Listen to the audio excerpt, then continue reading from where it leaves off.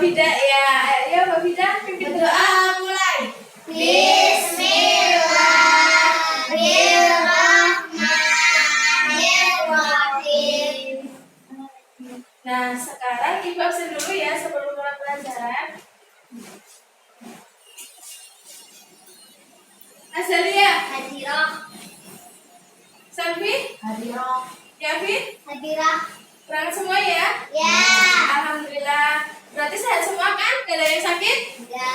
Enggak. Ya, sebelum mulai pelajaran, Ibu ingin tanya dulu nih. Kemarin kita belajar apa ya? Tentang bunga melati yang baik. Nah, ya kemarin salah satunya itu kita mempelajari tentang dongeng bunga melati yang baik hati. Nah, untuk sekarang Ibu akan menjelaskan tentang tema 2, subtema 1 pembelajaran. Nah, sebelum itu ada yang masih ingat nggak unsur-unsur dongeng itu apa aja? Masih. Apa lo? Tokoh.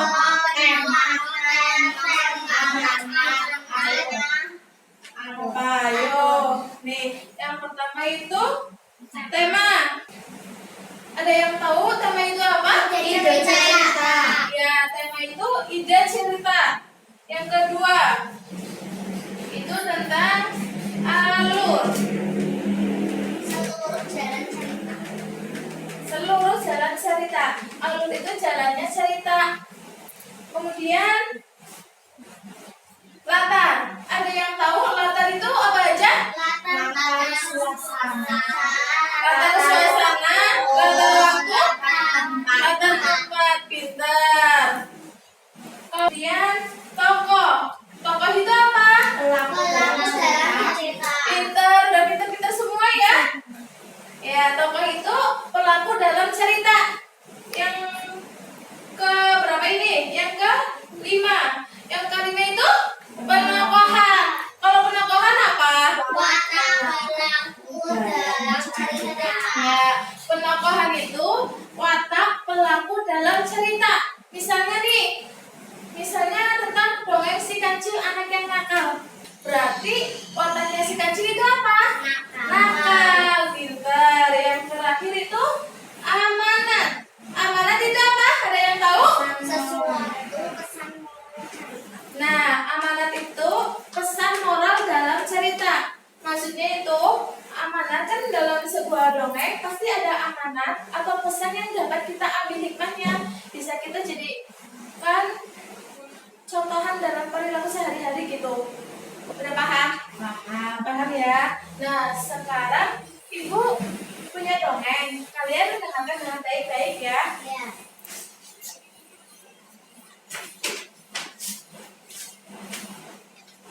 Dongengnya berjudul Petani yang Baik Hati. Suatu hari, tinggallah seorang petani yang baik dan murah hati. Pada saat petani itu pergi ke sawahnya, ia melihat seekor burung pipit yang kakinya patah. Sang petani merasa kasihan. Ia pun membawa burung itu ke rumahnya yang sederhana. Sang petani langsung mengobati kaki burung tersebut. Setelah beberapa hari ia rawat, burung pipit itu ia lepaskan kembali ke alam bebas. Akhirnya, karena kebaikan dan ketulusan petani itu, sekarang ia menjadi orang yang sangat kaya raya.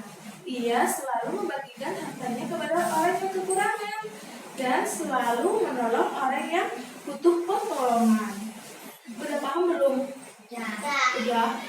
Tadi Ibu cerita dongeng itu isinya apa? Isinya itu tentang apa? Ya, tadi itu dongeng itu tentang seorang petani yang menolong burung pipit. Nah, sekarang Ibu ingin kalian menyebutkan pesan yang terkandung dalam cerita dan kalian menuliskan perilaku baik yang dilakukan oleh petani tersebut. Itu apa aja? Coba dituliskan dulu di buku kalian. Nah, udah belum? Udah, Mbak Yavi belum ya? Udah, ya. Sekarang coba bacakan Mbak Vida dulu. Apa pesan yang kita ambil dari dongeng tadi itu apa? pesannya? Ayo, tahu nggak? Kita harus menolong sesama makhluk hidup. Ya, kita harus menolong sesama makhluk hidup, baik itu hewan maupun Tumbuhan. dan sesama manusia lain ya. Nah, kalau perilaku petani tersebut apa yang baik? Menolong burung pipit yang kakinya terluka. Ya, menolong burung pipit yang kakinya terluka. Terus apa lagi? Melepaskan burung pipit Ya, melepaskan burung pipit kembali ke alam bebas. Kemudian apa lagi? membagikan hartanya untuk orang yang kekurangan. Membagikan hartanya kepada orang yang kekurangan atau yang membutuhkan. Nah, udah paham belum? Nah, selanjutnya Ibu akan membagi kalian menjadi 3 kelompok. Coba, sini Mbak Yafi, situ Mbak Azza, sini Mbak Vida. Nah, dibagi menjadi 3 kelompok ya. Ibu ingin kalian mendiskusikan tentang mengapa kita harus berbuat baik kepada semua makhluk hidup, terutama itu kepada tanaman. Ibu kasih kertas, ntar kalian tulisnya di sini ya, anak-anak. Ya. Ntar kalian tulisnya di sini ya. Ya. Dulu jawabannya. Udah belum? Udah. Berarti udah semua belum? Udah. Coba bacakan satu-satu dari ya Mbak Yafi dulu. Tanaman dapat menyejukkan udara. Ya, berarti mengapa sih kita harus berbuat baik kepada semua makhluk hidup, terutama tanaman? Tadi Mbak Yafi bilang tanaman. Tanaman dapat menyejukkan udara. Ya, yang pertama itu tanaman dapat menyejukkan udara.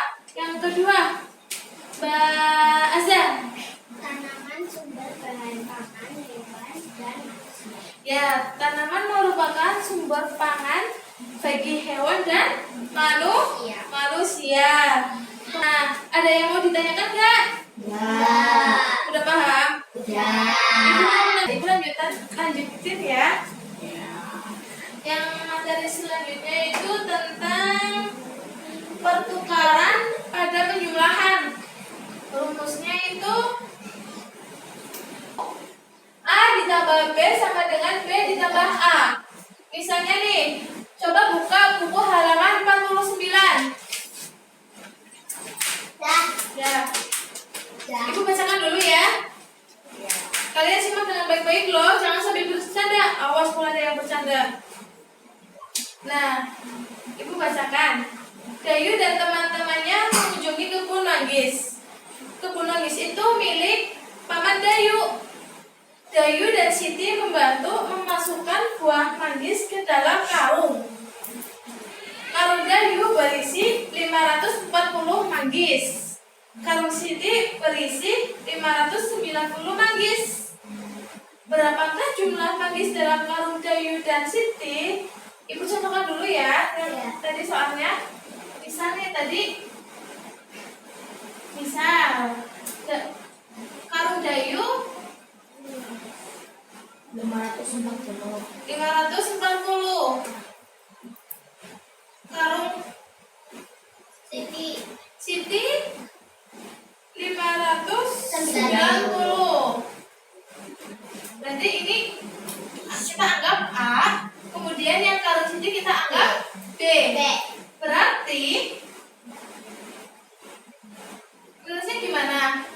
540 ditambah 590 sama dengan berapa ini? Yang B berapa? 590 ditambah 540. Paham belum? Nah, sebelum ditutup, Ibu mau tanya nih, mau mereview tadi itu kita mempelajari apa aja coba? Kita mempelajari apa? Tentang dongeng. Kita itu disuruh tadi kita mempelajari tentang pesan yang terkandung dalam Dongeng atau cerita. Tadi kan kita mau pelajarinya dongeng ya. Ya. Nah, kemudian tadi apa ini? Rumus. Penjumlahan dengan Pertukaran. dengan pertukaran.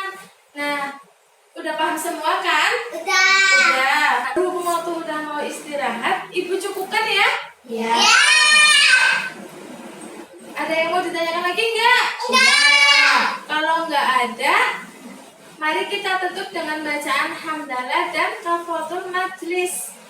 Alhamdulillahirabbil alamin. Subhanakallahumma Wa bihamdika astaghfiruka wa atubu ilaik. Wassalamualaikum warahmatullahi wabarakatuh.